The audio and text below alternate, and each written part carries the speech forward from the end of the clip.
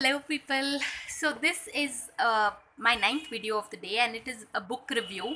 And this review book that I want to review is called Proud Spirit by Rosemary Altia. And people, this book Proud Spirit is all about spirit guide.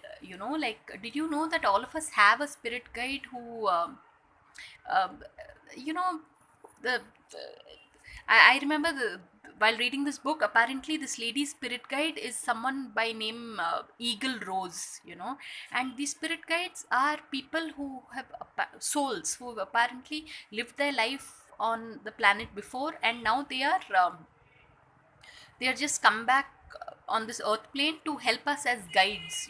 So it's so profound, yeah, people, that I barely have any words to explain, because reading books like this is an experience. So spirit guide, the uh, angels, these are aspects of the higher realm. So everyone should, you know take a peek into all this and read, and it opens your mind to the world far beyond what we know through our physical senses.